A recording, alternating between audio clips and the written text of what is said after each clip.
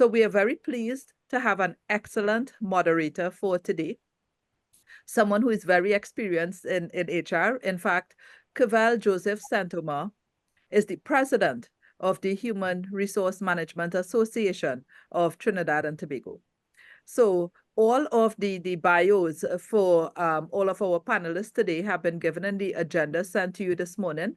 And in fact, I want to ask Amelia if you can put that agenda in the chat again for persons who may not have received it in their emails.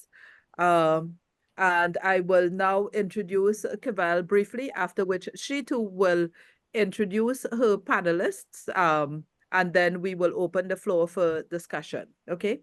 So our moderator, Cavelle, is a strategic human resource professional with more than 15 years comprehensive experience working in private and public sectors. She has a BSc in Economics and Law from the University of the West Indies, Cavelle.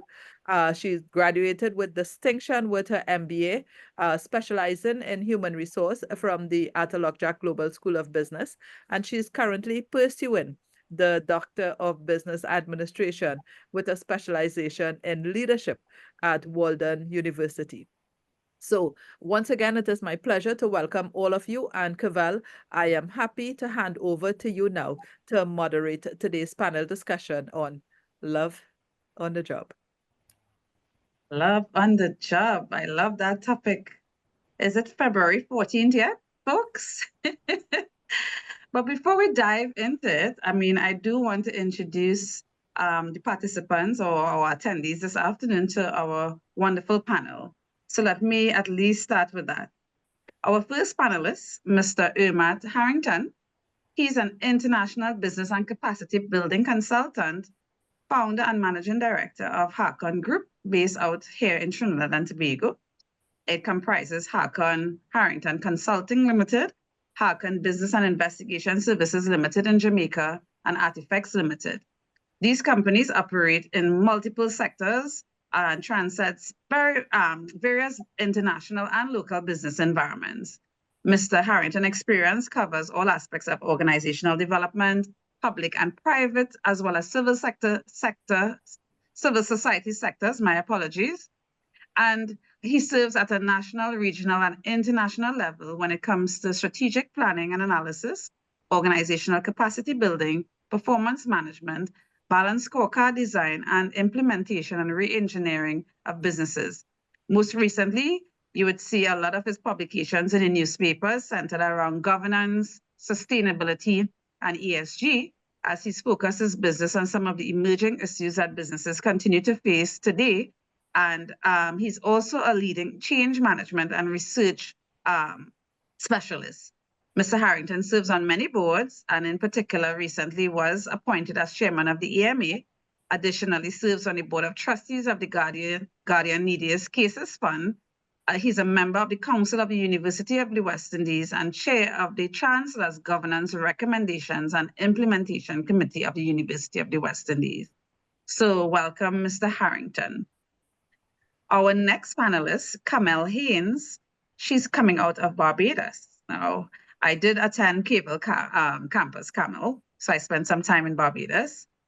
Carmel is an executive director of the Barbados International Business Association, trading as BIBA, the Association for Global Business.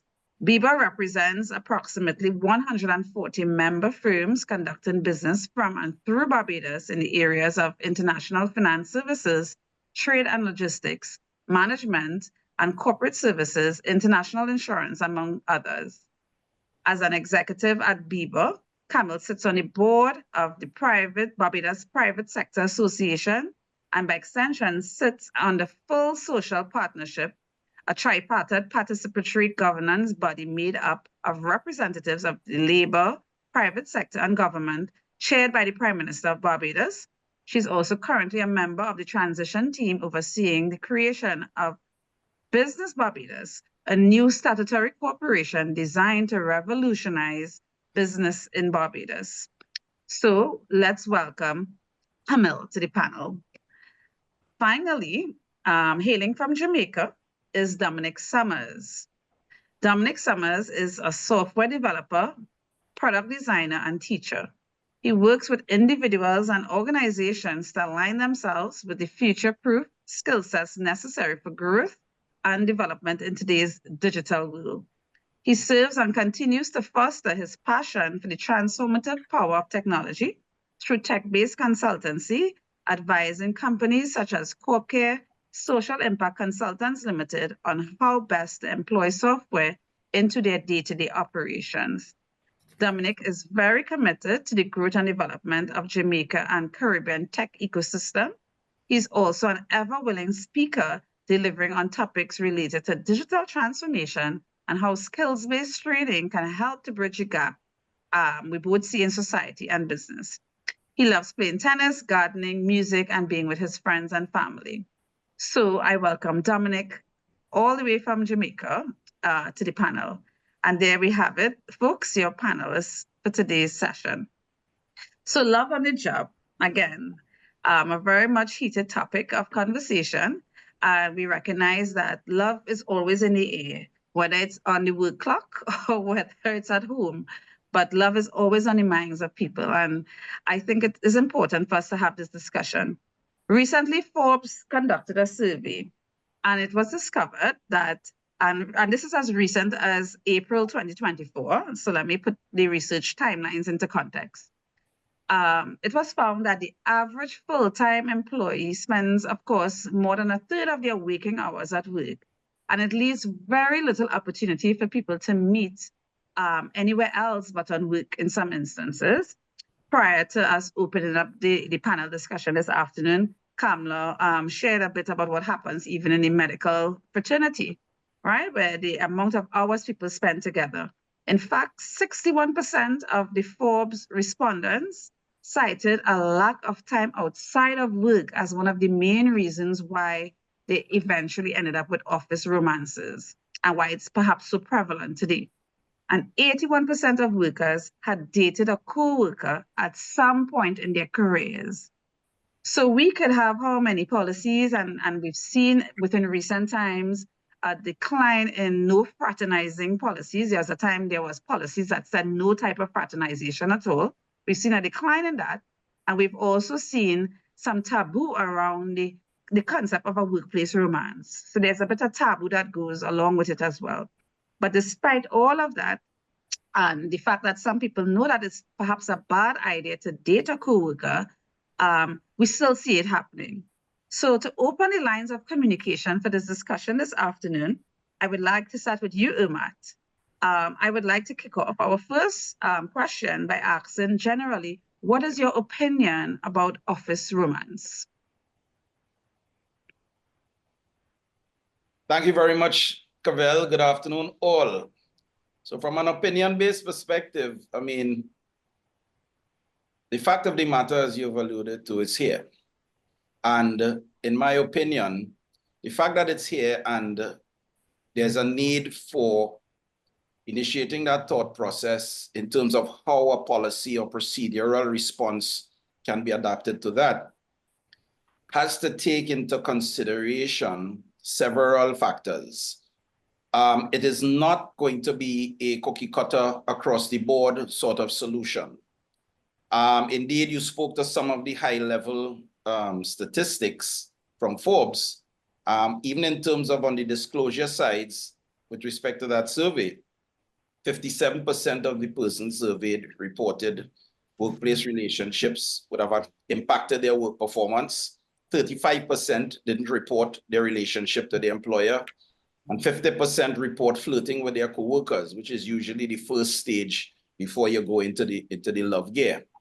So for me, the approach, in my opinion, to addressing this has to be an intersection that takes into account the policy focal areas, the reasons why the phenomena occurs, because it's here. I mean, it's been occurring since time immemorial.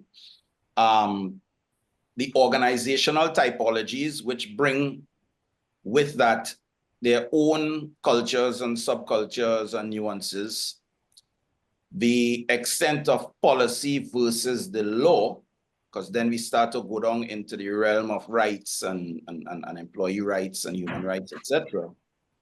And to what extent in that intersection, the policy mitigation issues are documented to address the specific scenarios in each of the organizational typologies. So for me, it's not a easy fix per se. It's going to be, as it unfolds, it's going to be a very adventurous journey, and I can see a lot of side conversations, leading conversations coming out of this as the issue continues to gain traction in the corporate space. Okay, you've given us a lot to think about there, Ermath, and I'm coming back to you on two things. But I want to move over now to Carmel, right? Carmel, what is your general opinion about office romance, workplace romances? So I think, as you know, we have all rightly expressed, it's a reality of the situation. You know, it's been said that you can't help who you love. And then obviously, if you are in a position where you are seeing, you know, a certain person every day, there is a relationship building, you get to know the person, etc. And I think that, especially given, you know, our cultural context in the Caribbean, we don't do very well with boundaries, I think. We've seen, you know, that legislation has had to step in over the past, say, 20 years, and we've seen more sexual harassment legislation across our Caribbean nations where not just sexual, all sorts of other uneven dynamics where you know, governments are trying to mitigate against exploitation. But for something like this, which is obviously a little bit more nuanced, you've seen different companies adopting different policies to deal with it. And so I think the important thing is, and especially as we have heard, I think both illustrations that Kamala set out, what we were dealing with that apparently was the most egregious was the lack of disclosure. And I think that was the downfall of both of the executives. And of course, you know, it's very difficult to keep secrets in the Caribbean. So the idea that, you know, your personal relationship is your private relationship, if it's within a workplace context, it really cannot be. It has an impact, especially depending on what is the, you know, the level at which each of the partners sits in the company, what is the information that they are privy to, etc. All of those have an impact. And so therefore, you know, I see nothing against it, but we must understand that as we evolve and as we become more internationalized, that really and truly, we have to look at how we conduct our personal relationships, whether friendships, romantic relationships, etc., in the context of how our workplaces are governed and what are the, as I mentioned before, the culture, the ethics, the values, etc., of those workplaces.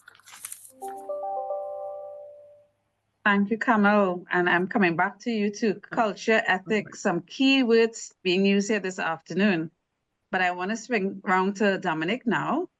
Dominic, SHRM's president, Mr. Taylor, he's quoted as saying, the average person will spend about 90,000 hours at work in their lifetime. That's a lot of hours, huh? And it's key to encourage transparency and professionalism while providing information on what is acceptable and unacceptable conduct, including instructions on when relationships need to be reported and to whom, especially if the relationship poses a conflict of interest. So that was his statement on it. Based on that statement, do you believe that workplace or romantic relationships in the workplace are acceptable? What are your thoughts on it? Okay, thank you for that. You know, I would say they are acceptable, and I think it's a matter of how it is approached. as opposed to, you know, what the nature of the relationship necessarily is. That will always be two people's private information to some extent. And exactly as Carmel has just said, right, you know, the expectation of privacy is a little bit different in our region as we come from, you know, closer knit societies. But I would really focus on three things. You know, I think there's an issue of consent, of respect, and of equality. You know, I mean, especially when we look at situations where there are persons in a higher position, you know, potentially engaging in relationships with a subordinate. We also are well aware that women face higher levels of sexual harassment in the workplace. Women are more prone to being left out of conversations, generally speaking, and this can be further exacerbated if there's an appearance of a relationship with somebody either within the same working environment or in a higher position. So I think it's a matter of how the relationship is dealt with. You know, there has to be a lot of care and concern to make sure that in the professional environment, things stay professional, and aspects of what is in your private relationship stay in private spaces, right? Or spaces outside of the workplace. So, you know, it's exactly as has been said multiple times, whether or not we like it or not, or even sometimes whether or not the policy is written to say it is allowed or not, it happens. So I think, you know, a lot of the conversation has to come back to how we treat it, the matter of transparency. You know, if the policy is that it must be reported, then it's one thing to write that policy. Not everybody is going to read that policy. And maybe they read it when they just get in the job, but, you know, do they refer to it when they realize, well, there's a coworker that have a particular interest in what was that policy again? So I think there needs to be some constant reminders and almost in a regular format, encouraging people to say, look, we are aware that these things happen. We're not going to, it's not just something hidden in page 100 of a policy document that we're going to act as if it's not there, it doesn't exist.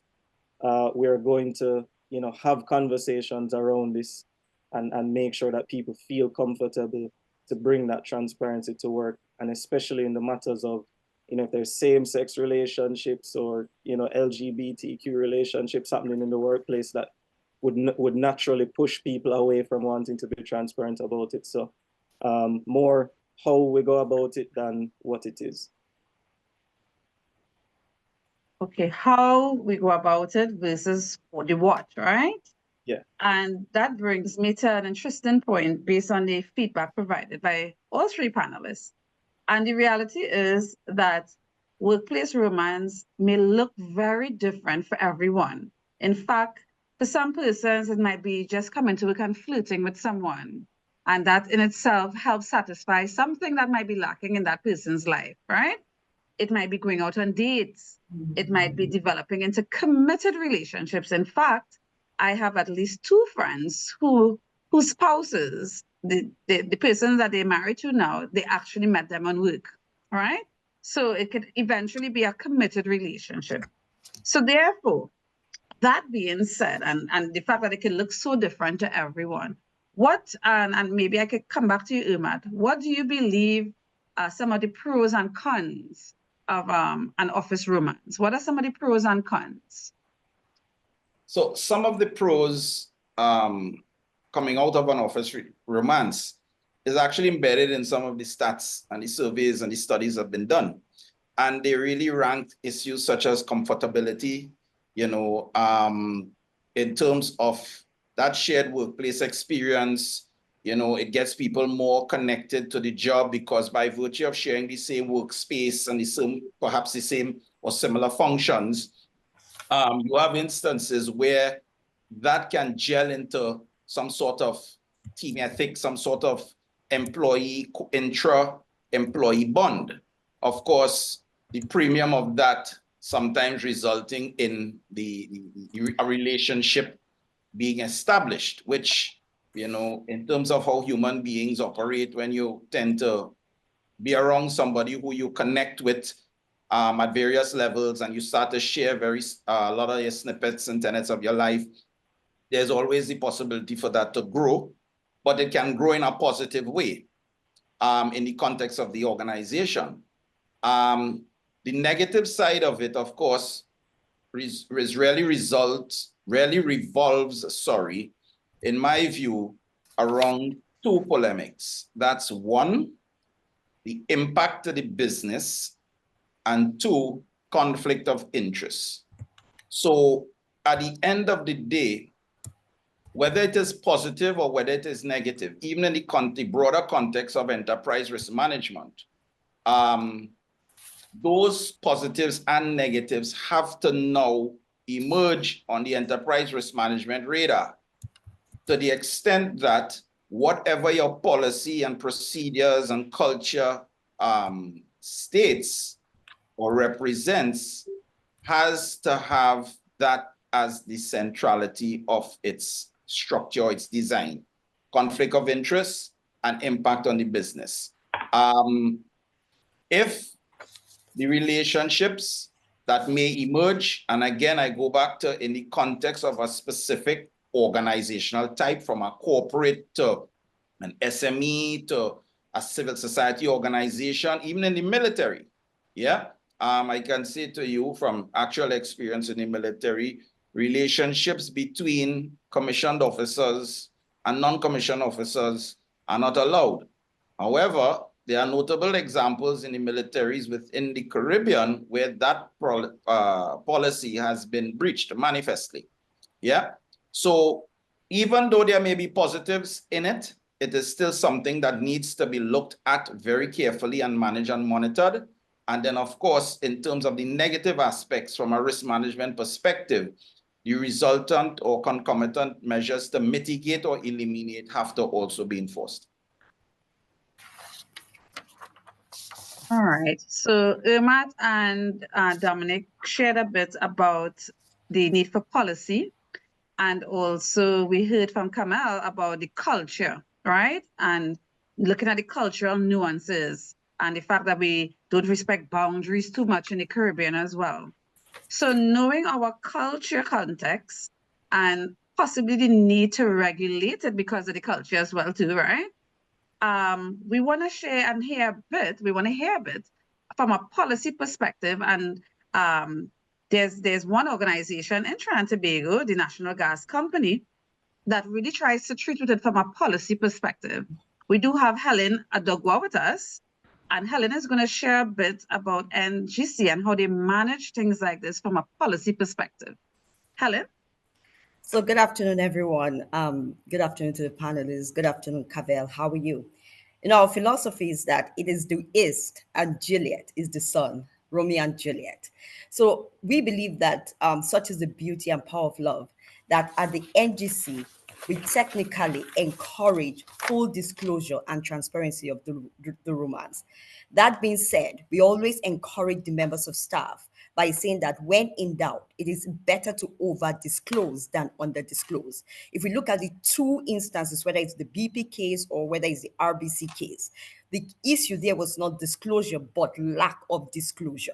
So in our case, we have a robust conflict of interest process and systems that allows the entire organization to comply with our rules and regulations, while at the same time monitoring, minimizing the effects of personal relationships of employees consistent or juxtaposed next to the protection of the NGC's group's interests. As a result of that, not only do we encourage full disclosure, from an HR or people perspective, we encourage confidential disclosure, because a lot of the times it's easy to say disclosure, but is it confidential, and how would the information be treated with? Certainly. So Helen was sharing a bit about the need for full disclosure, and from a policy perspective, looking at it from a conflict of interest perspective. Now, Ermath, in his contributions earlier, examined and brought into the dialogue enterprise risk management into the equation. And from the disclosure part and the need to manage the conflict of interest that could arise out of it, it's where an organization now is looking at the business risk to office relationships. So Carmel, noting your background and your experiences dealing with, even when you look at the mandate that you currently have now for examining business and setting up this organization in Barbados, from a risk perspective, what do you see or what do you think are some of the potential risks, even with policy in place, to an employer for encouraging office romances? Well, Cavelle, going back to one of the things, or not really one, the list that Ermath enunciated, I think you can actually really see everything that he has listed as a pro can also become a con once that relationship falls apart. So therefore, what you then have the risk of seeing one or more of those individuals no longer being as committed to the organization, no longer being a strong advocate for their company, because the dissatisfaction with the person that they're in a relationship with is now tainting their relationship with the company. You might run the risk of actually having confrontations in the workplace, depending on the type of personalities involved. And then this has the spin-off effect of creating a hostile work environment, which then you have the other employees then being drawn in unwittingly into this whole dynamic. And so therefore those are the cons and potential risks with those workplace relationships. Then, of course, you have, going back to the conflict of interest that was mentioned before, especially if the dynamic is one where one of the persons are more senior, even if they're not a direct report, they might become privy, if they're in management, to information that could have a direct impact on their partner and their continued employment. What happens in a case like that? What happens when everything plays out? Is there a lack of trust then between the two partners over what has unfolded? Who does the senior partner hold loyalty to more in a situation like that? So it really is, I think, a situation that is fraught with all sorts of risks, both to the individuals, their relationship, and the companies themselves. So essentially, for every workplace romance that ends up in some sort of happy union, and maybe we'd always hope for that, right? That everybody ends up getting married and living happily ever after. There appears to be some kind of cautionary tale around all of this as well, I'm hearing a bit about culture as well, and how a relationship can in fact disrupt a culture in an organization as well. To me, I'm hearing a bit about that based on your contributions, Carmel. So Dominic, bringing you into the conversation until Helen returns. I'm not too sure if she's back yet, but bringing you into the conversation now. Why do you think office romance could be a headache for HR professionals like myself? And you really think even having explicit policies, is that the best way an organization could protect itself from these risks? Well, I think there's two things. I think there is the reality of the relationship. You could have somebody having an office romance of whatever kind, following all of the rules, following all of the policy laid out, and there still is a risk that the appearance to other co-workers, that if somebody is appearing to gain preferential treatment, or if they're feeling like they're being selected to maybe get on a project that other co-workers were vying for. So it will always be, even if the problem or the report to HR isn't coming from the two people in this relationship, the appearance to others will also always cause a headache.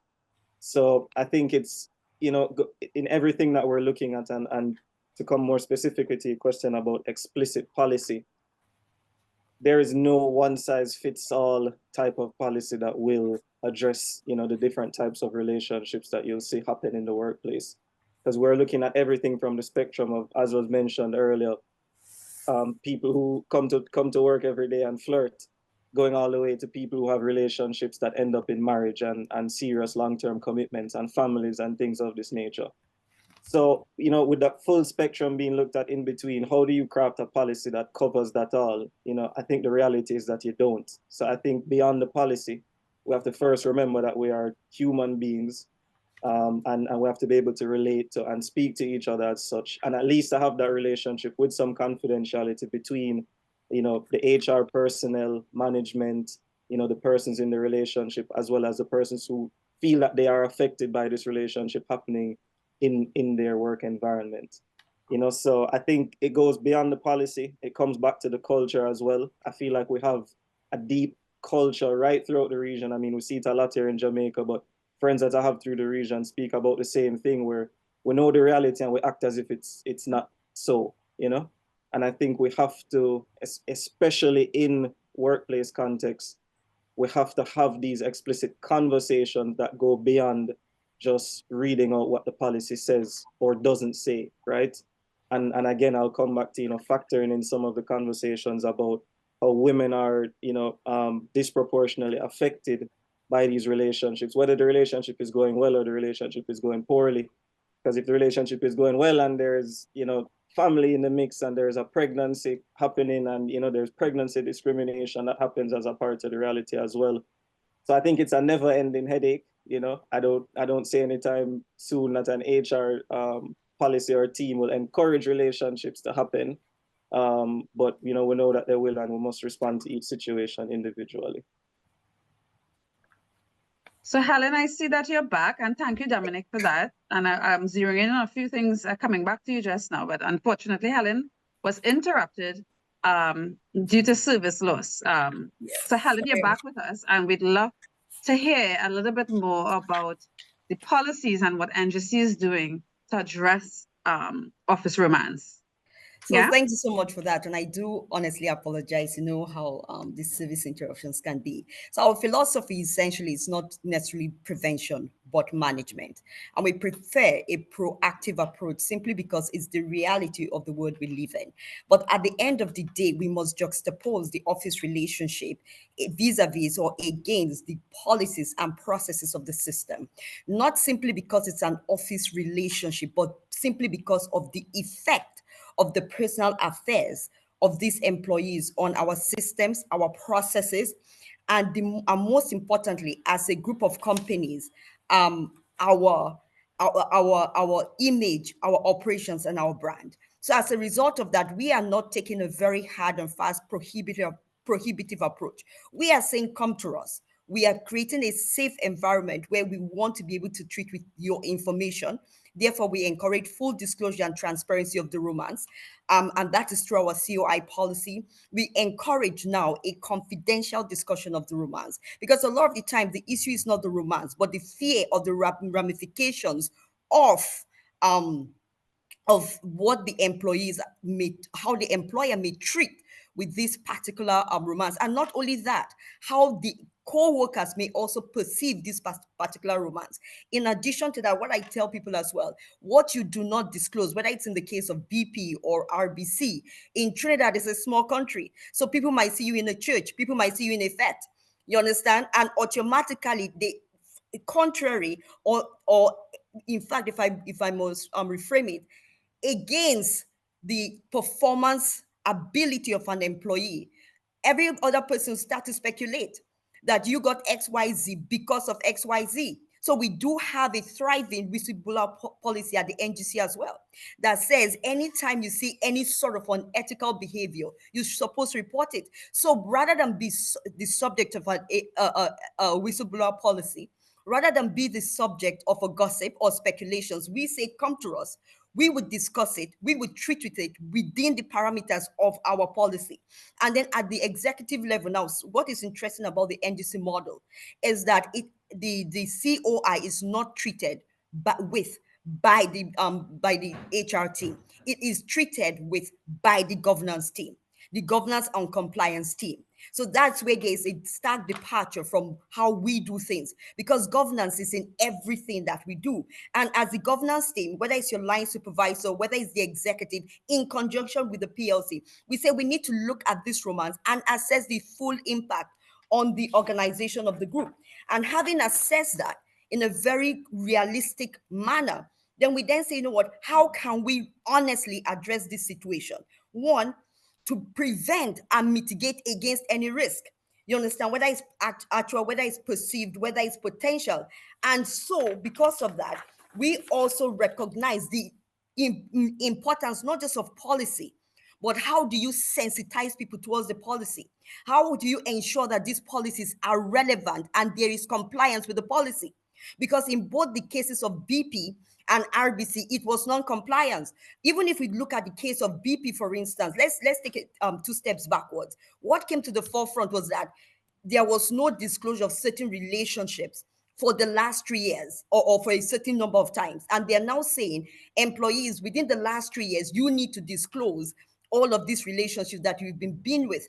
But the reality of it is many COI systems treat with not just conflict of interest, but so romantic relationship, the disclosure upon entering into an organization and possibly when it escalates.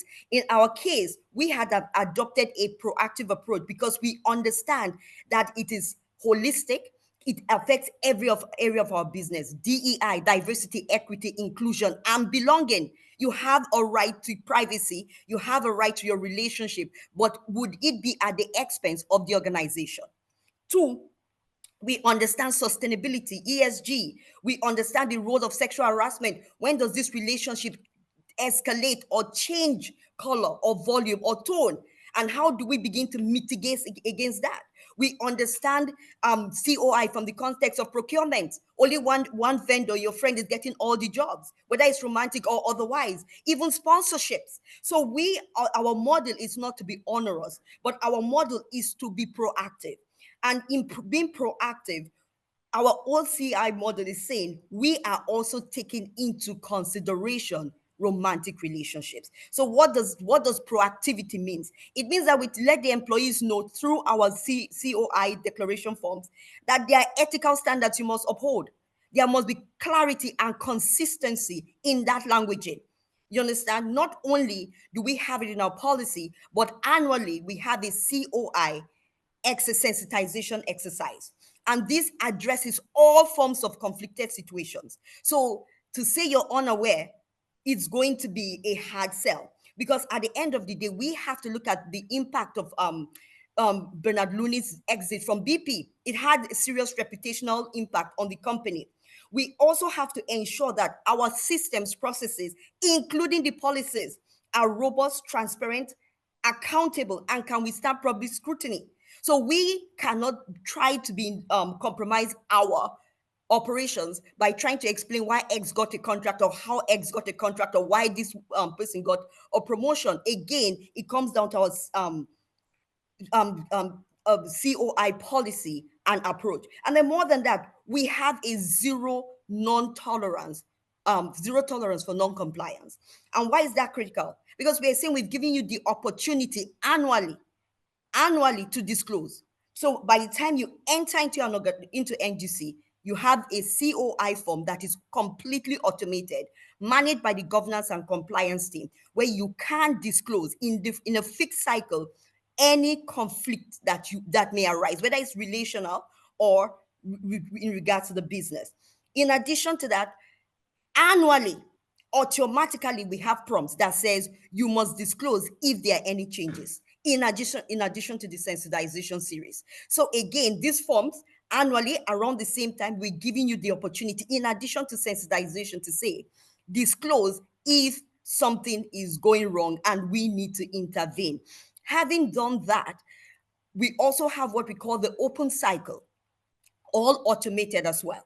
And with the open cycle, we say, you know what, if peradventure you fall in love with somebody, or this romance starts to board, or you think it might be going somewhere, update your COI forms. Simply because there's a whistleblower, there are so many other things that would also expose the affair, which would not be favorable to you, the employee. So we're saying during this open cycle, go fill out the form. And in filling out the form, the relevant parties will be made aware of this situation, and then we can manage it. So at the NGC, the aim is to strike a balance between the interests of the company and the management of the affair, as well as ensuring that the employee is well taken care of, given the impact of many of these issues. As a result of that, we're saying we understand that there's a right to pursue your personal interests, including your love interest, with our right to enforce policies and systems. Now, what does that mean? So once you feel the conflict of interest from this, also is managed by the, like I said, the compliance and governance team. It means there's a compliance element. It means that the governance team would have an oversight of all the systems and processes across the company. Our systems are fully automated. And so it means that end to end, our practices are very, very robust and tight. Now, we also have data analytics. So from a company perspective, you're not filling forms manually. We have data analytics because based on the automation, we can see the trend.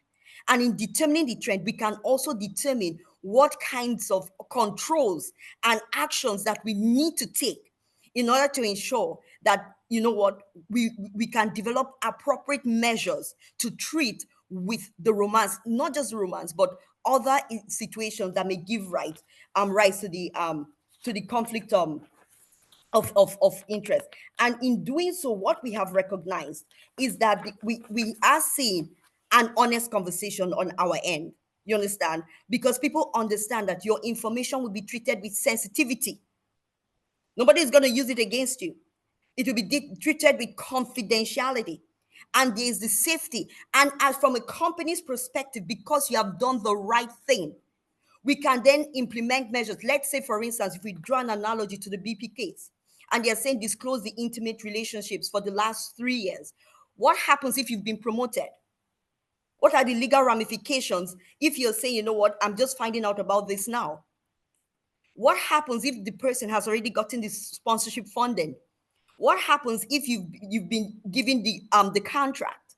But we are saying we want that safety to exist where you can talk to us. And as a company, we can work with you to treat with all of these issues. Why am I saying that? If a contract is awarded by the procurement team, right? Then if you came to us and you, let's say, work in the procurement department, we're going to say, within the parameters of this decision-making process, recuse yourself. If you have an overarching leadership position, we may say, go to another company within the group. So there are systems in place, and we are saying we are prepared to help you. But the reality of it is we are not going to compromise our standards, our policies, our processes, given the era and the time we now find ourselves for a romantic relationship, because we are saying we are not trying to prevent it. We are simply trying to manage it to ensure that all our systems and processes are above reproach and can withstand public scrutiny. Thanks. Thank you, Helen. I mean, Helen has given us quite a lot of information. And for those of us who are employers online or are responsible for shaping policy and procedures in our organization, certainly we could appreciate now that an employer's primary tool to mitigate against any risk associated with workplace romance appears to be the creation and enforcement of effective policies to address these issues. And it's not only a policy centered around workplace relationships, but it's treating with all the other things like conflict of interest, whistleblowing. So they've taken a broader business-like approach to the issue, and that's commendable on NGC's part. But it also, for those of us who perhaps don't have a policy or don't know where to start, it's good information now that could be utilized for you to now address the issue. And we have to recognize that employers cannot regulate an employee's lawful off-duty conduct, right? Yeah, on a Saturday or a Sunday, you can't necessarily regulate that. But certainly, through policies and procedures, you could have a way of at least providing employees with the information and letting them know off the hand what is acceptable and not acceptable and what exactly is prohibited within your workspace as well. So for those who are in consensual romantic relationships, they are guided, they are aware, and they know what is required from a perspective of disclosure as well. So from a business perspective now, preventing conflict of interest that may perhaps arise within your organization as an employer through the creation of rules and policies designed to mitigate against those conflicts also examines and also requires you to look at how you treat with relationships in the workplace as well. And that's the key message coming out of Helen's contribution. But something was said earlier, and I want to zero back in on that as a woman especially, right? So I come into you, Carmel, now, as a woman, because I'm getting a sense for some reason that women pay the price in this whole thing. So as a woman, considering, like, if they're so madly in love, you know, considering and contemplating this relationship, Carmel, what will you advise a young woman today, a young professional who is madly in love with her boss or some powerful person in the organization? I don't know who. But knowing the penalties now, I just listening to all this conversation and I frightened. You know, thankfully, I didn't find my husband in that way. But for a young woman, what advice you will give to her, Carmel? Don't do it. No, seriously. As I listen to this discussion, it is actually drawing me to what is happening now in the US election cycle, right? And what we are seeing is a highly qualified, competent, professional woman who is running for president. And what are we hearing about her relationship with downtown Willie Brown, right? Many decades ago, presumably a consensual relationship, because it was an actual relationship, you know, not any sort of dynamic like that. But all sorts of aspersions are being cast now on her professional trajectory because of that, right? And so I find it disappointing and disgusting that this is being latched onto as a way of trying to undermine her candidacy and to bring her down. So I think it's very unfortunate that, again, going back to one of the things that, you know, we hear all the time, you can't choose who you love. And clearly at that time when they were both in that sort of professional sphere, in terms of being, okay, he was a mirror, and I believe at that time she might have been the attorney general at that time. So both, you know, highly ranked professionals. It was not going to be seen as something that was an unequal dynamic that should have brought her down in any way. But now here we are in the future, and it is being thrown back at her and in her face. I think it's so unfortunate. Obviously, when I said don't do it earlier, I was joking. As you have rightly mentioned, there are many, or at least we know of, successful relationships that have led to love, marriage, families. And you cannot predict whether you work with the person or not. When you get into a relationship with someone, how it's going to unfold. So you have to take the chance, yes, but I just think you have to be very cognizant of what the potential impact is going to be, because you are a woman, and because unfortunately there will always be people who, whether through jealousy or whether through any other reasons for wanting to undermine you, will still be able to possibly use that as ammunition against you in the future, unfortunately. I agree with you 100%, Carmel, on that. And I wonder now if we should bring, I mean, and at CCGI, there's so much discussion around family-owned businesses versus big conglomerates. I mean, NGC is huge in the grand scheme of things, and NGC certainly has all the officers in place to manage risk and compliance and to audit things. But for Ermath now, let's bring Ermath into the equation. A family-owned and managed business, and in instances where you have husband and wife working together in some operations, and you may have the child of a parent and the girlfriend now coming into the workspace and all of that. What do you think, and how do you think family-owned and managed businesses could manage this issue, especially when perhaps culturally the environment, the culture and everything might be a little bit different and more relaxed? I don't want to use the other words. I say relaxed. It seems to be a little bit less structured than NGC. What would be your advice? What are your thoughts around relationships in family-owned and managed operations? Well, again, Cavelle, it comes back to size and the nature of the culture that is pronounced or promoted by the owner or the principals of the business. For me, my own approach in looking at something like that is I would not shy away from relationships that would emerge within my company.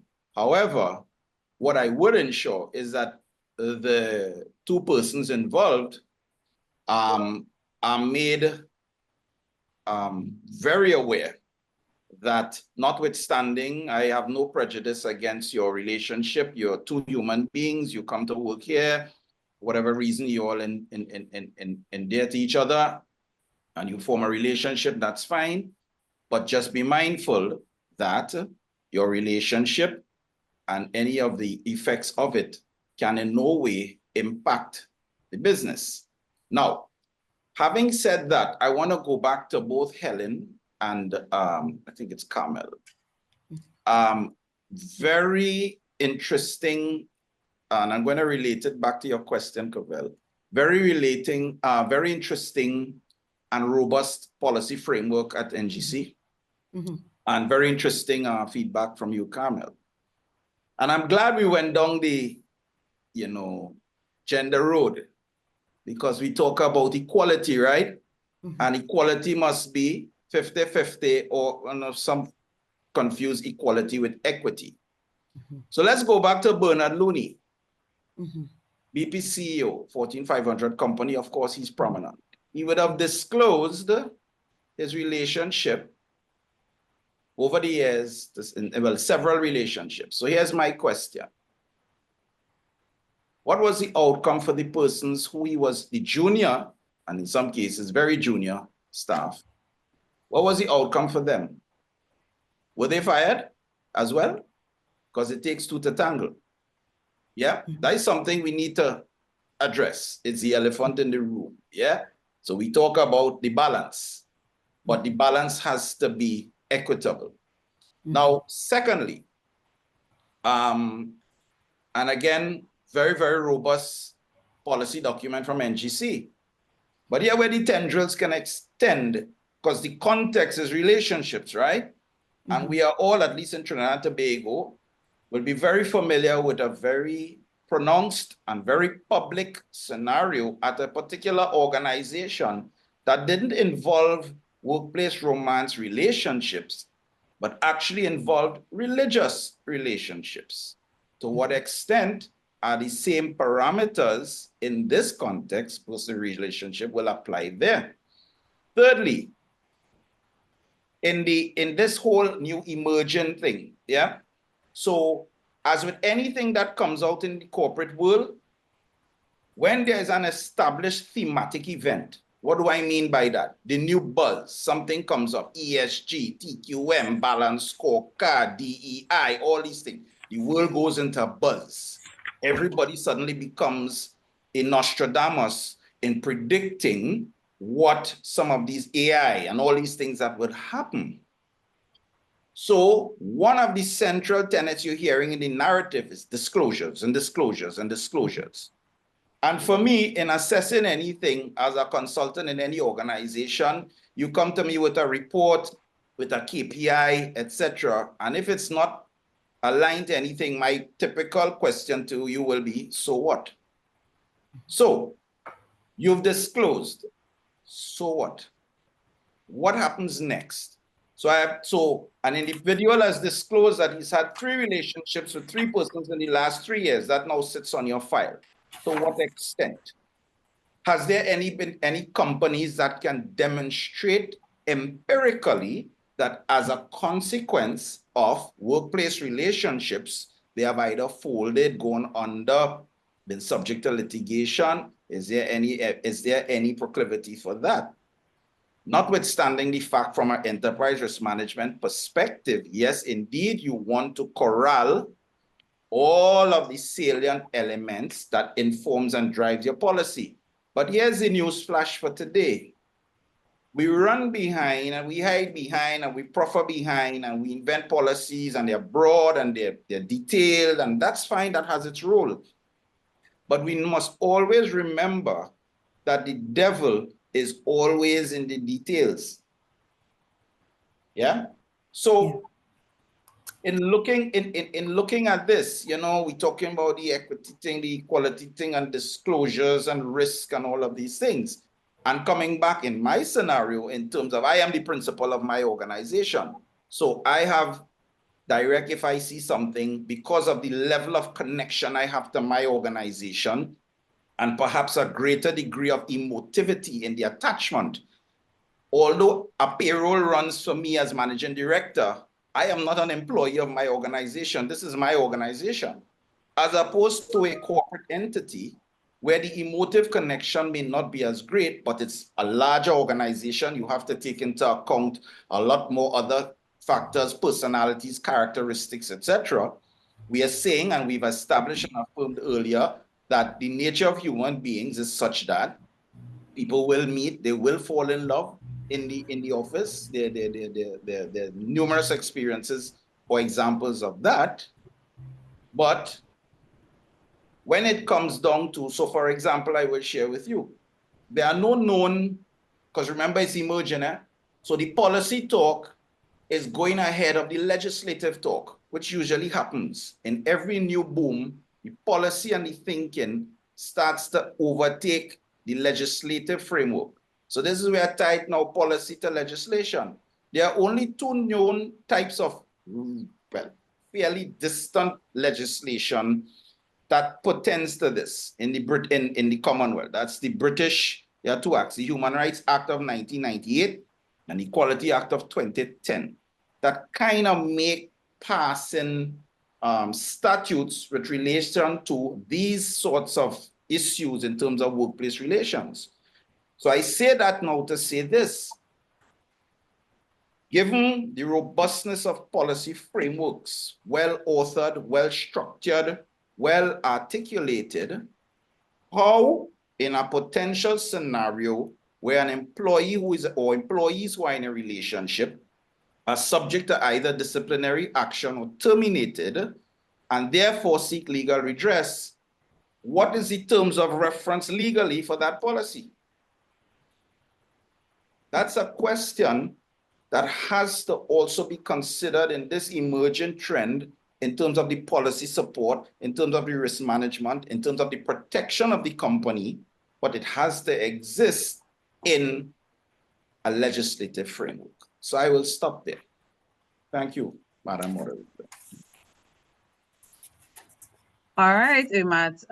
So you've gone down the route now of bringing some industrial relations matters into the equation and recognizing that where perhaps we do not have specific legislation that speaks to office romance, or in some instances, in the extreme cases where it's downright harassment, sexual harassment, that we must consider, though, that there is the Industrial Relations Act, and you have to abide by that, or at least be governed by the industrial relations laws and procedures in a country before even dealing with separation. And that's why the policy is still so important, because it centers around a breach of policy and the consequences of that policy. And as an employee that has signed a contract of employment with an organization, you are also agreeing to abide by the policies and procedures of the organization.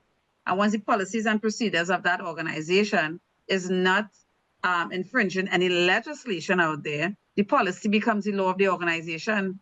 And that in itself now is what governs the organization. And breach of it requires you to now follow the practices under good industrial relations, well, I should say good industrial relations practices, in order to treat with the separation now, and not necessarily center around, say, a sexual offenses, like the Sexual Offences Act, which is very extreme. That's a very extreme case there. Also bearing in mind, too, that depending on how harassment or these relationships go, because we're treating so far with the discussion on and centering it around consent, right? And the fact that it's a consensual relationship. But there are instances where there is no consent and it borders on harassment now. And it creates a hostile work environment that we spoke about earlier as well. And that, in fact, could impact your own health and well-being. And then the USH legislation comes into place. So you could come into it, there's so many ways to bring things within a legislative framework, depending on the nature of the case. If we brought in gender into the argument earlier as well, and when we listen to Carmel and her advisors don't, although I mean she chuckled in the end, but the fact is the consequences for the woman tends to be a little bit higher than the man.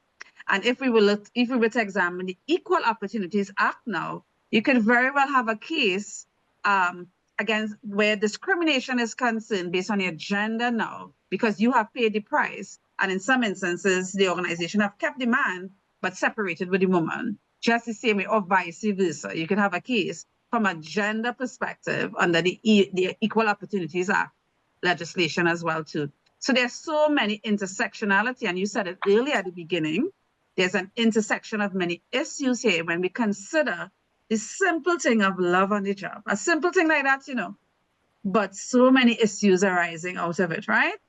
And Dominic, Okay. I just wanted to add to what Cavelle was saying, that, you know, I heard what Mr. Harrison would have said. Mm-hmm. But many a times, right, from a gender perspective, the consequences may be a bit far-reaching for maybe the female than the male. But I would say we have to look at this sensitivity and the human element. So even though we deal with policies, you know, when we look at governance is all about policies, people, systems. So if one is even managing a situational love relationship and you're looking at it with the sensitivity that it requires, number one, the parties will have the option if it comes down to either party having to leave the organization. Because in our own case, you are going to come into our organization and see two persons married, but just in two different divisions. But we are saying, if you have to take the extreme case, or if that's your policy, then it's up to the couple themselves. They have that right to say, you know what, I'm the higher income earner, so maybe I should stay or you should go, and vice versa. So from our policy position, we say there's that human element, and that's why we say disclosure is important, because we are not going to be egregious or very extreme, but we're going to work with the parties to see how best, in a transparent manner, not in a book style manner, we can treat with the issue. Secondly, I think what underpins all of this as well has to do with your personal ethics. And yes, you are in love.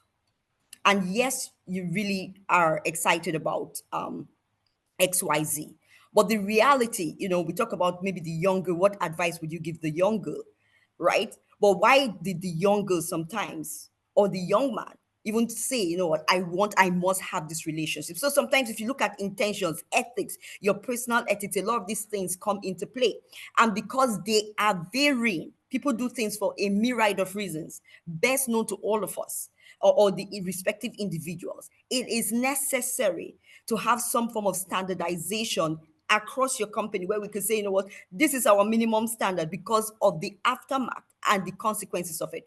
Now, if it escalate the argument a bit further, even from the gender perspective, or even from just any other perspective, you're also going to recognize that the fallout may not even necessarily be between the company and the individuals. What happens when two persons fall out of love and they still have to work together? So it's a holistic approach that must be undertaken, that requires that human element. And I think that's where at the NGC, I mean, we have sort of managed it. We do have couples who are actually married who work in the company. People who have, you know, families and all of that, but we have managed this well. There is no secrecy. And as a result of that, our systems and processes, I can say, have been tried and tested, and they're okay. Yeah. So everyone who don't have a policy and want to put in a policy, contact Helen. But I want to bring Dominic back into the conversation before, I reminded everyone that you could please, by a show of your hand or in the chat, if you have any questions for the panel, now is your time also for them to address it. But Dominic, when I read your bio, and there's so much around technology in terms of your background and what you do.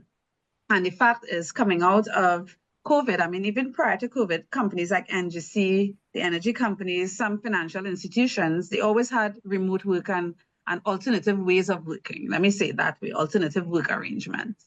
And now we see coming out of the pandemic, a lot more companies embracing alternative working arrangements, and the workplace and the definition of the workplace has shifted, although it's still defined in legal terms in one way. But because of the practices that has emerged, we're seeing it being redefined without the definition changing in law, so to speak, right? So therefore, with technology at play, with people working remotely, how do you see this whole thing about office romance happening, and how technology could actually assist with addressing the issue as well, to say may not even be policy and procedures, but some of the emerging new work trends that we see happening, and perhaps technology? How could we now bring technology into the equation to address this very critical problem? Well, I should say issue, not problem, issue. Yes. Yeah.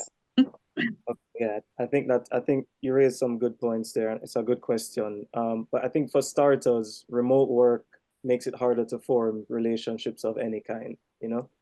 So I think in general, in a remote environment, you would naturally see less, romantic relationships happening from the jump.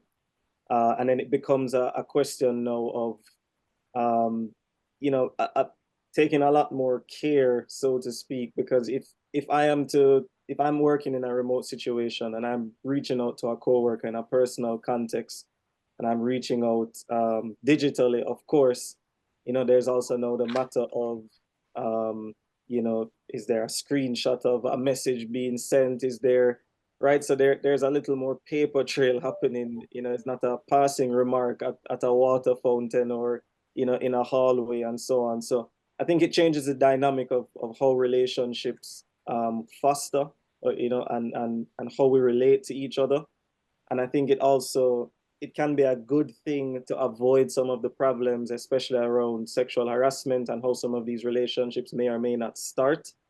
But I don't think it changes, and coming back to a lot of what the conversation has been, the need for having very robust policy around once a relationship is established, there still needs to be the same level of transparency. There still needs to be the same level of commitment to the objectives and goals of the business, so that this relationship doesn't come into the way. In terms of how technology can help manage it, separate and apart from, I think, some of the things that Helen spoke about as well, and in how her organization is managing the confidentiality, the ability for persons to make their disclosures or make their reports and, to communicate with HR. I think, having digital ways to anonymize some of that, to make sure that everybody feels comfortable, whether it's something that they've observed or, to make a report to say, look, I'm having such a relationship. I think technology can play a part there, but I don't know if it's necessarily, the solution, or I certainly haven't seen anything that, outside of having transparent conversations and having open conversations, which, can probably be better facilitated in person. I don't really know if I have an answer for how technology boosts or significantly changes the issue outside of how remote work affects our ability to build relationships. Okay, so I think you've addressed the question, though, recognizing that in terms of data capture, in terms of evidence and evidence of relationships happening, or even making it a little bit more difficult for it to occur as well, too. It's one of the ways technology now comes into the equation then in terms of managing office romances. Helen, I see your hand is up. Yeah, just to add to what Mr. Summers is saying, right? I think, when we look at technology, we have to look at technology from different angles. One is is it a company phone? Is it a company device that you're using? But even in terms of the disclosure on the NGC's end, our whole COI process is completely automated. So because it is automated, it makes disclosure easier. It makes using data analytics, we can look at the trends, we can see the change in the trends, we can capture data real time, and it allows us to take proactive, preventative, or even implement mitigating controls against a particular situation. So because of that, if you look at a manual process, you have 1,000 employees, you have to fiscally go through all these forms to determine if they're accurately disclosing vis-a-vis and automated systems that can really, if designed very well with your IT team, can flag the information, the anomalies in the data. And not only that, from a company perspective, when you see your trend, you can also adjust your policies in conjunction with consultation to see how best it is fit for purpose to ensure that the employee that comes to work comes with their whole self, their full self. Because if you look at diversity, equity, inclusion, it's all about the new lingo is being. Do you have a sense of belonging there? And as a company, we also look at the interception of technology in treating with this particular issue. So technology has allowed our process from end to end to be robust. We manage changes easily. And then more than that, like you said, is it a company phone? Are you allowed to use company devices to promote actions that go contrary to the interest of the company? Yeah. Yeah, agreed, Helen, and thank you for, again, interjecting to bring that point over. Now, when I look into the chat and I'm trying to see if there are any questions that are being posed to the panel, I do see a comment rather than a question. And Nalini, I would like to invite you, if you so wish, to express directly to the panel what you shared in the chat and perhaps even share a bit about your organization, what company it is. Yeah, we can have NGC taking all the spotlight, you know.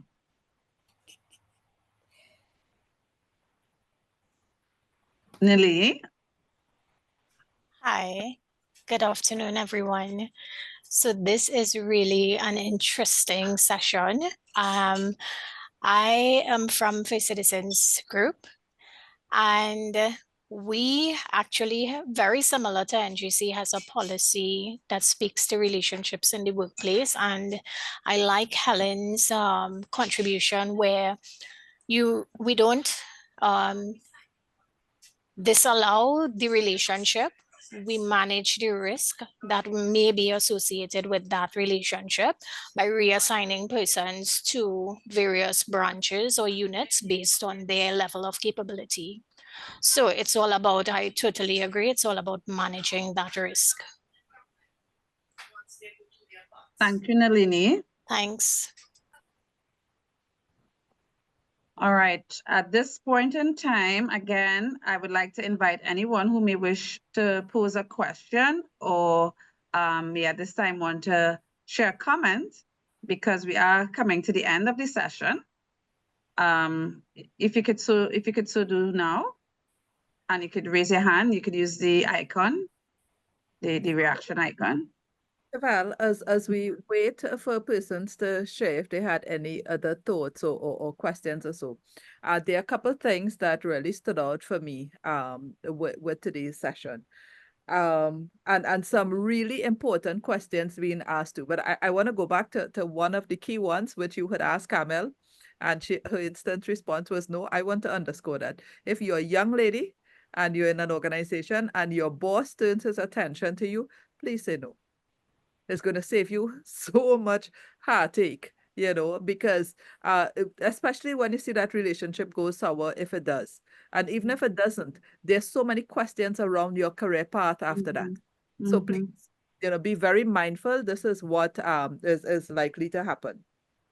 But I think Ermath had made a very, very important observation, you know. So he asked, so if you have a policy, you know, what specifically does that mean? But more so, he said, so if you disclose, then how does that truly help? And it's something we do have to think about, because one of the things we saw with RBC, and I thought this is what is truly important. The RBC example showed that well, for one thing, it was both parties who were dismissed, but more so among the revelations that came out was favoritism given to the other person. And they identify several different ways in terms of promotions and pay increases and that kind of thing. So if it is that the relationship is disclosed, it gives the organization now an opportunity to say, how do we ensure that the persons are given an opportunity to recruit themselves from key decisions that will now be questioned afterwards. So really and truly, so many important things to consider in today's world when you think about what is likely to happen when you enter into a relationship. So Carmel, yes, I see your hand. So let's get your take as well.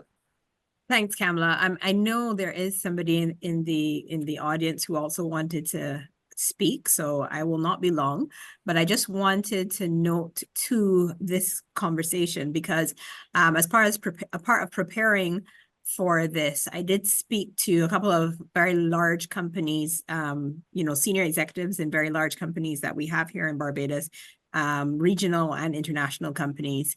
And one of the things that I was told, this particular company policy was where you disclose, then say the subordinate partner is supervised by their partner, then after that, any decisions about their compensation, their performance review, anything like that, then has to be flipped up the chain to the next highest level.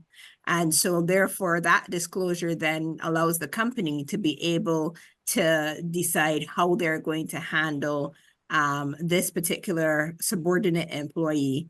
And I guess to ensure that there is no disenfranchisement or any, rumors of bias or anything like that by taking the superior partner out of that dynamic altogether and then having the decisions being made by somebody who is, superior to both of them. Yeah.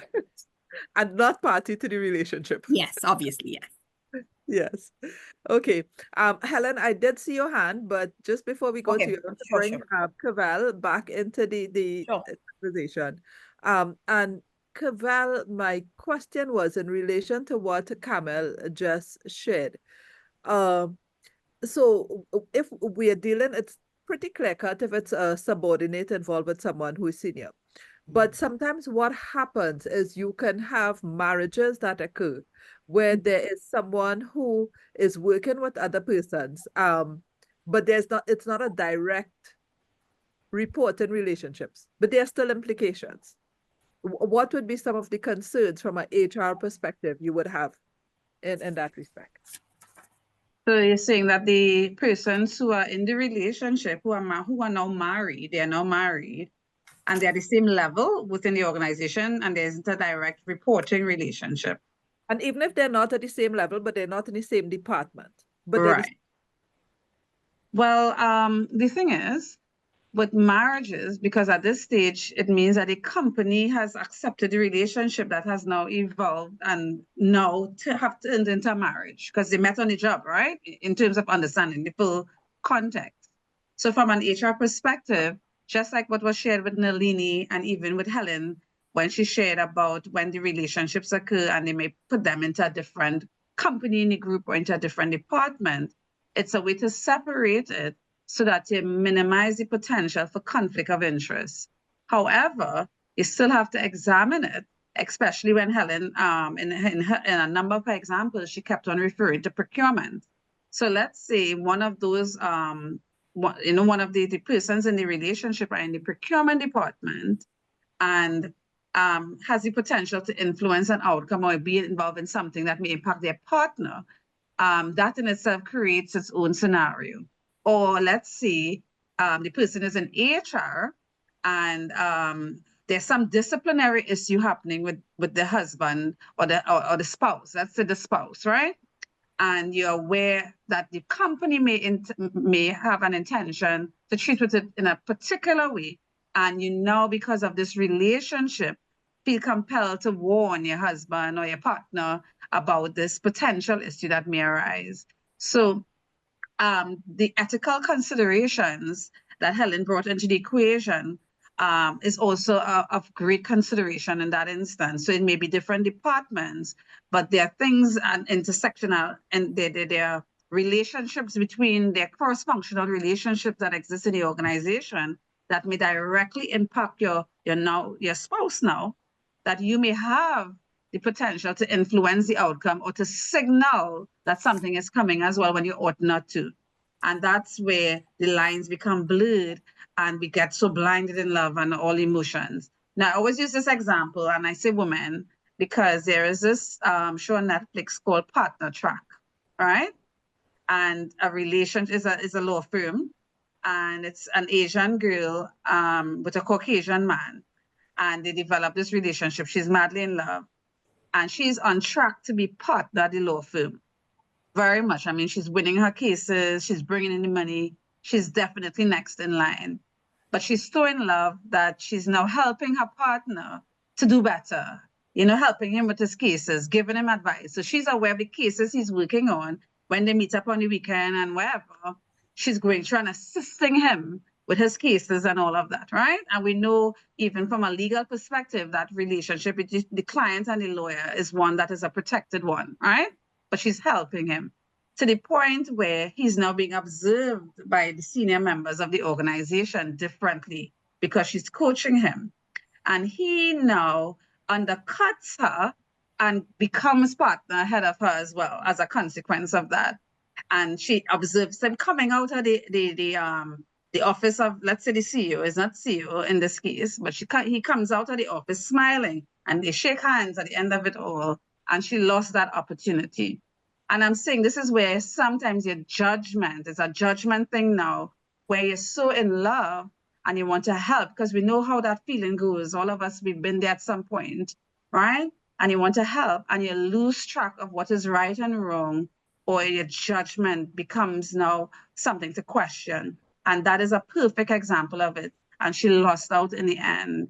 So that is where some of the considerations, that is what you have to consider, even when you separate them. How does the working relationship flow? Documentation from his department into her department, things like that. How does that work in that dynamic as well?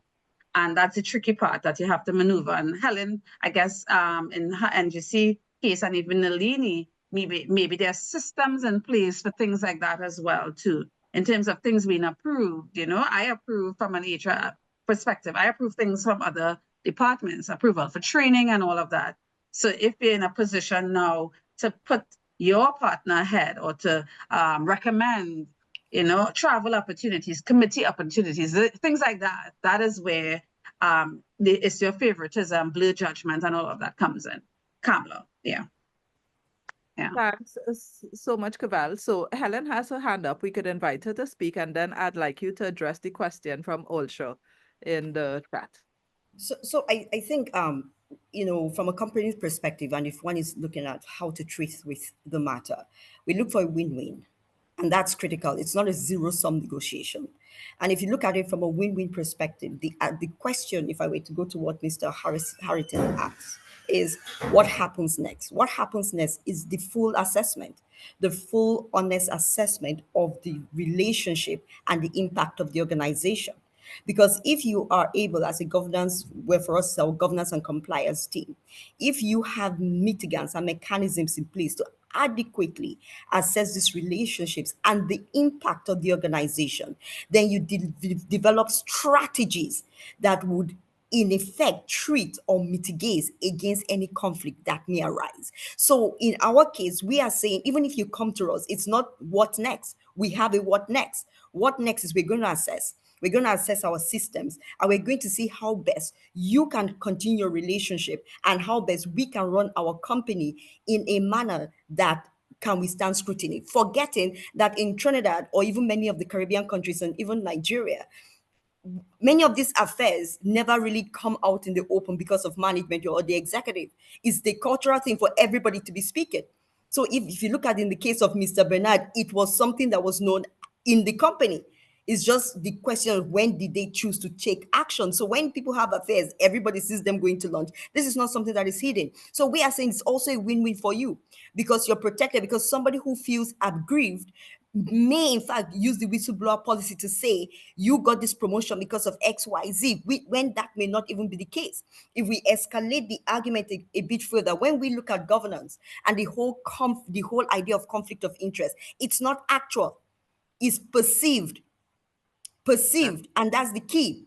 So it's perceived bias. So even though I know X works hard, X works long hours, and maybe that's how the relationship even developed in the first place, because we're type A, we're trying to push the mandate of the company, whatnot.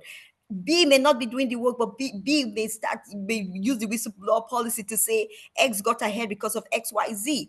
So we are saying we want a win-win situation, win for you, win for us, and everyone is happy at the end of the day. But we have a what next.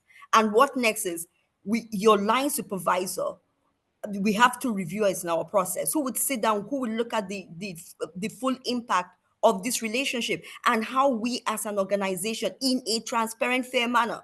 Because you see, when we talk about affairs, right, or relationships, it could be in different spectrums of the organization, but there must be consistency and transparency and fairness in how you handle it. Because if you handle it in one way and you handle it differently with somebody else, then you are also opening yourself for other legal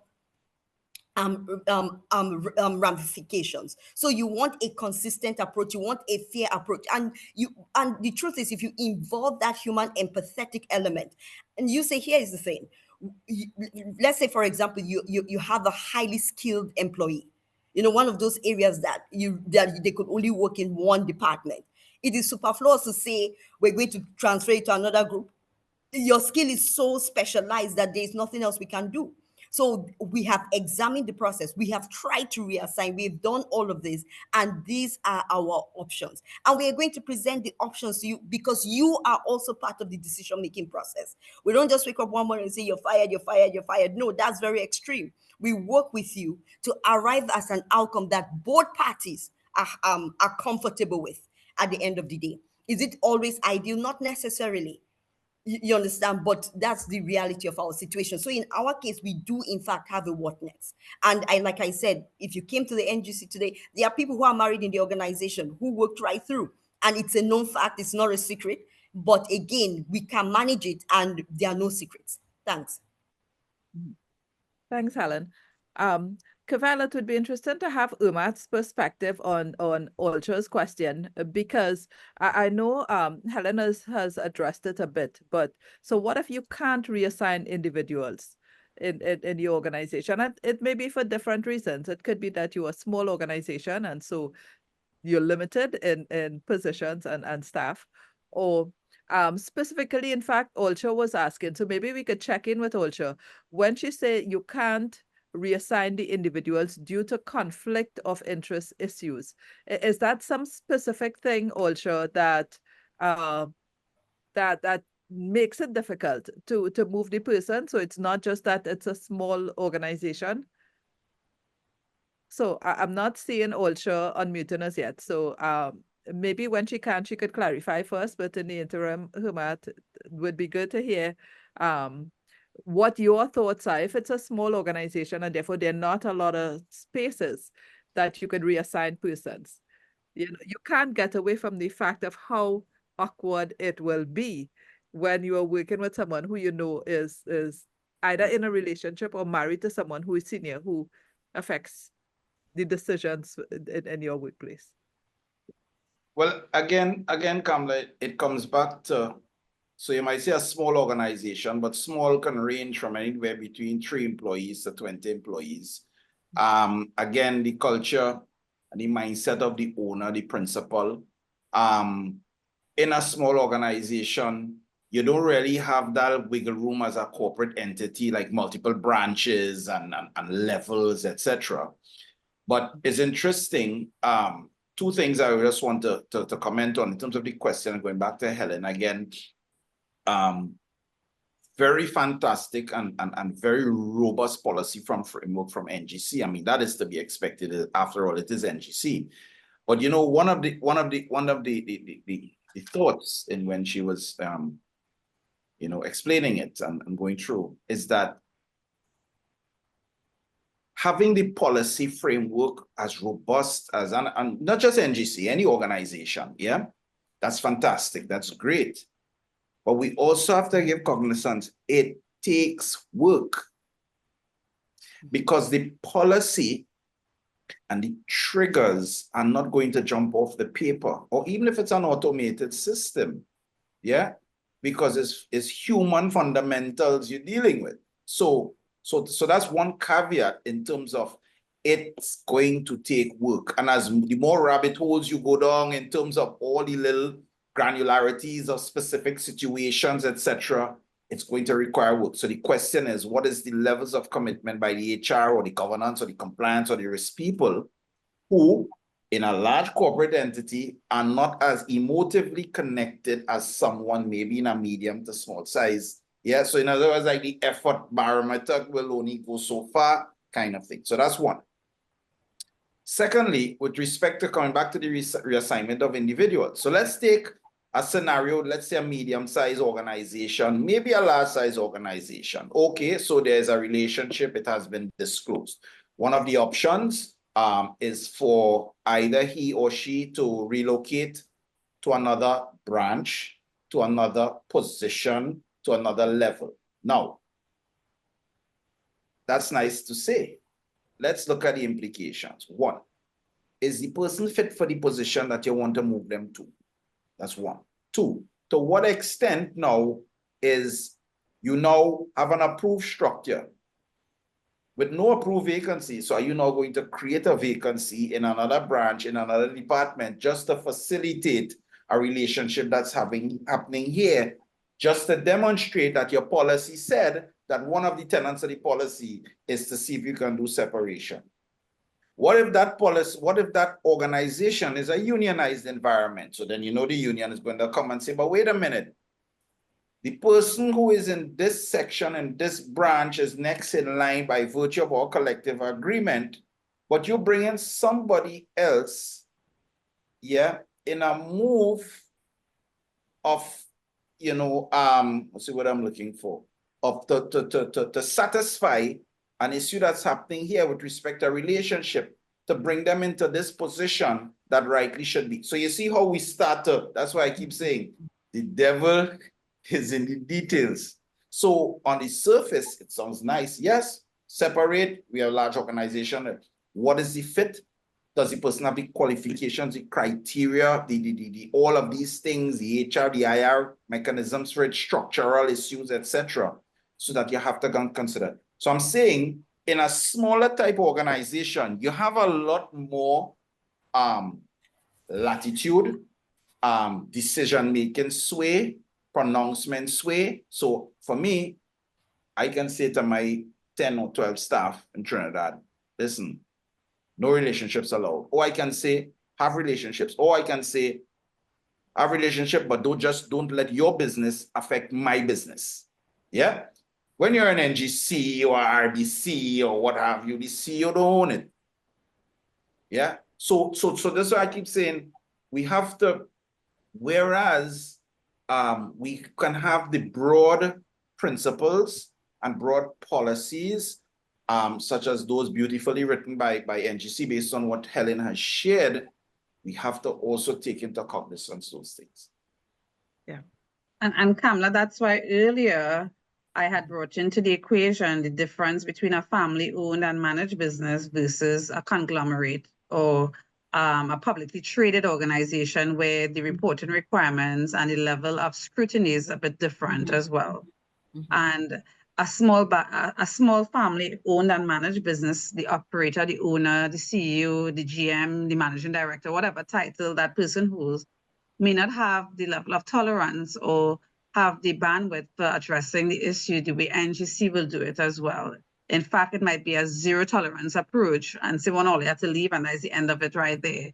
There isn't any consideration for bringing the parties together and trying to, you know, work it out and all of that, because their issues and the matter and the nature of those operations and what they concern themselves with is a little bit different to what a larger entity may, and the approach a larger entity may perhaps take as well. And Ermath just essentially said it as an average CEO out there, a businessman out there, in terms of how they will look at it.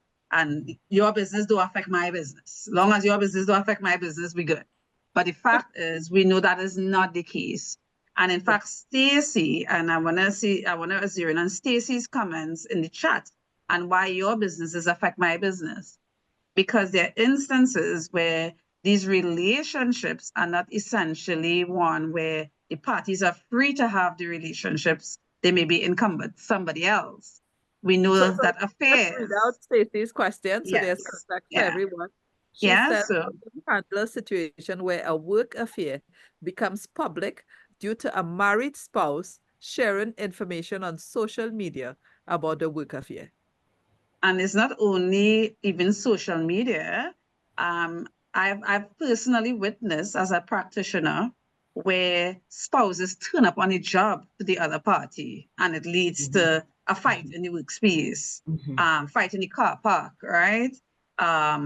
So therefore, again, is where your business affecting my business now, because the whole organization is witnessing this showdown. It could result in violence in the workspace as well, because we've seen in our culture, and we see the rise in domestic violence and how it spills inclusive of deaths in the workplace. We've had companies where spouses turn up and actually kill the partner on the job. That has happened in Trinidad and Tobago. So therefore, there's a real potential for that to turn into a violent situation where it becomes a situation where it's an affair, an extramarital affair. And perhaps Helen, given that Helen has zeroed in so much on the policy of NGC, how does NGC address, and not necessarily from a policy perspective, let me not zero in on NGC too much, at the risk of compromising you in any way, but you've spoken a lot about how you work with people and their relationships, but in a situation where it's someone that you know is married to someone else, does NGC or your policy take into consideration, and you work it out? So you have a married person with a single person, or perhaps two married people in the organization married to somebody else, not each other. And do you all go through the same effort to help them work it out and to get another department and whatever else? Let me hear about that approach given Stacey's question. So thank you so much for that, right? You see, love mapping is very critical. So even as you conceptualize policy, you have to look at the different factual matrices. But we also deal with things in an ethical manner. Our policy is not to be used to promote interest that goes contrary to what is morally right or wrong. We deal with ethical situations, not unethical situations. So if it is that somebody is happily married and you decide to have an affair, then obviously not only have you breached our policy through the disclosure, but those instances, that's not something we get involved in, because that's an unethical practice. And our policy would not be used to shroud behaviors like that. Our policies for ethical, clean situations. And when we do the love mapping, it's clear. If you came in as a married person and you are having an affair, we are not going to use our policy to shield you. And that is why we say there must be the minimum standard. And in as much as you're dealing with policy, you're also dealing with ethics. What is morally right or wrong? And to what extent are we going to use the policy and the company's assets and resources to shield an illegal act? So Mr. Harrington said something, right? Do you create a position for somebody who is having an affair? And I think if you look at the BP case, he promoted the persons he had affairs with. That is where the lack of ethics comes in. If you promoted based on merit and that sort of thing, then it's different. But if I have an affair with you, and even the other lady, they then benefited from the affair, which is not a stance any company ought to take from an ethics and morals perspective. Now, morality means different things to different people, but hence the reason why you need the policy that basically we say at the minimum level, this is the right and this is the wrong. So if you are caught having an affair, we are not going to try to look for a job for your mistress. We're not about that. We're about what is fair. We're about what is ethical. And we're about what is consistent with promoting the brand of the organization. which does not include unethical practices. Can I ask a question just back at Helen? It's very interesting. I'm loving this. I'm loving your fire, Helen, and I'm loving your sharing and your edification, right? So let's freeze frame on that scenario there. Married employee comes into the workspace and gets involved with an employee, has an affair. Affair, okay. But remember, somebody could be married or separated. Right. So I'm married, your wife and your husband name in the red house, but it's understood that you're separated. You are now so you're coming to the workplace. In that case, it wouldn't be an affair. Now, the ethical thing says he's a married man by law. So you see, I'm not taking away from what you're saying. Right. No, definitely. I'm just showing you how this thing can get dimensional. No, definitely. And I do. Okay, go on. No, so I'm just including so just a scenario. Yes, I'm married legally, but I am separated. Have not divorced as yet. I come into the organization, or while I'm in the organization, I form a relationship with a co-worker. So it's two things happening there. One, how do you pronounce on the ethical side of that before you even now invoke the workplace relationship policy, which will say, well, okay, you've declared that you're in a relation with this person, but your records say you're married, and your next of kin is your wife. Well, you're separated, but you love this person. But we don't like we're not against love. But then if you see what happens there? No, definitely. And that's why I say, even though we love MAP, you understand, in this entire situation, what I will say is it always calls for a full, honest assessment.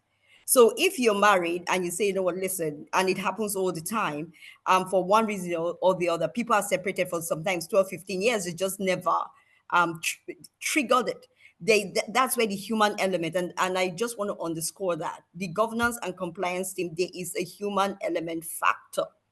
Right? It's not just saying declarations. So when you sit with us, I'm like, yeah, he has been separated for 20 years, XYZ, the wife is not jumping over the hoops, trying to shoot all of us at the NGC because of XYZ. Then there's that full disclosure. There's that honest disclosure. Because you see, when you're looking at disclosure, it's honest disclosure. It's not partial disclosure. So if you look at the case of Mr. Looney, for instance, it was partial. You gave somebody, you didn't give all. If the case of Canada, you gave somebody, you didn't give all. You understand? But in our case, we're saying if it's full honest, and you say, you know what, I have nothing to hide. Because you see, the thing about Trinidad, and this is what we keep on saying, even as a company, what you don't tell us, the whistleblower will review. Yeah. Thanks so much, Helen. I know that this conversation is going so great, but we are scheduled to finish at 2:30 and we are quickly running out of time. So I will ask Cavelle if she could ask her panelists. Let's just wrap up 30 seconds each with some closing thoughts, if that's okay, just so that we could stick with our timelines.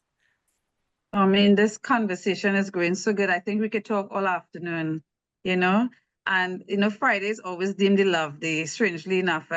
It's date night. It's a fitting day for this conversation on a Friday afternoon. So as we wrap up this afternoon, this panel discussion, and it's been really good listening to the panelists thus far.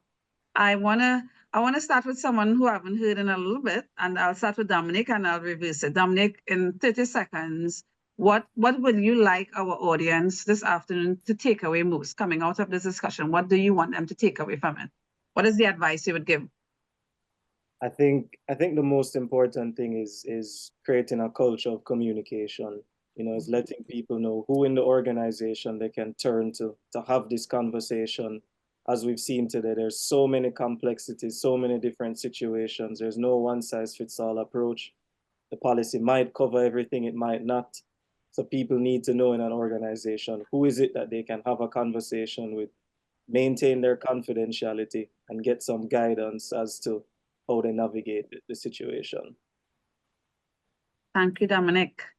And Carmel, what is your advice at this stage?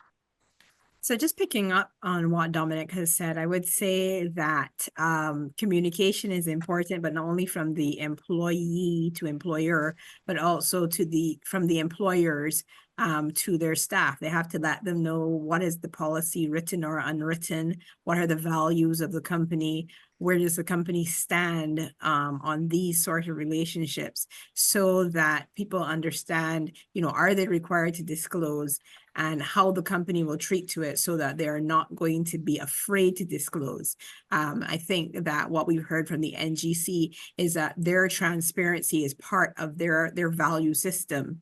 And so because they come to you with a full disclosure of how they will then conduct their appraisal of the relationship, etc., then equally you are charged with also coming to them with full disclosure. And I think more companies need to be able to have that two-way communication about their policies and intentions, etc., when it comes to this sort of dynamic. Thank you, Carmel. And the controversial man of the moment, the man who say, leave it out, don't hot up my head with your love affair right now, Mr. Ermath Harrington. What are your last set of words that you're going to leave with us this afternoon? Well, listen, don't affect my business, you understand? Love is here to stay, right? It's not gonna go away. No policy, framework, procedure is gonna take that or anything away, right? Mm-hmm. So in facing it, we have to understand that it's by a case-by-case basis. Even inter-organizationally or intra-departmental organizationally, we have to take it on a case-by-case basis. I support the previous point about communication and ongoing communication, ongoing sensitization, putting in the work. You have to put in the work. You have to follow the rabbit holes in each individual situation. It has to be equitable. It has to be fair. It has to be mindful of persons' rights and decisions, etc. And just manage, and as far as possible, be able to manage those risks that can affect the organization in a negative way. Thank you, Ermath. Now, Helen, you spoke with so much fire and passion on this topic. I'm sitting here listening to you, and I feel like you should be in my compliance department. You should be working for me and not NGC.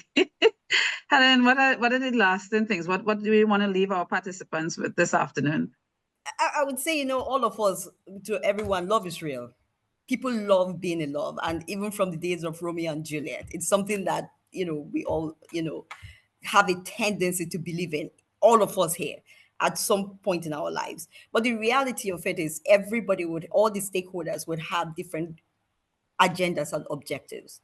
So the objective of the company would be different from that of the employee. But what we all strive for is a win-win. How do you balance your objective with my objective? So at the end of the day, you can have a happy relationship and I can run a successful company. And that's it. It's that simple. Thank you. Okay. So ladies and gentlemen, this brings us to the end of this afternoon discussions. Love on the job.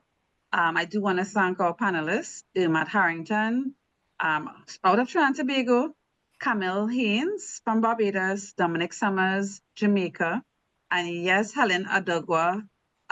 Thank you so much for joining and sharing so openly and freely about the work that NGC has done around this and how you treat with it. And Helen, of course, Trinidad and Tobago, NGC is a Trinidad and Tobago organization. Mm-hmm. And thank you, of course, our panelists for joining us this afternoon. I do hope you are leaving much better, much more informed, and certainly feel free to reach out to CCGI if you should need any further guidance on this matter, or if perhaps you want to consider a policy. I think Helen just probably signed herself up for a job and she didn't know it just yet, in terms of providing policy guidance to our participants here this afternoon. Thank you very much for having us.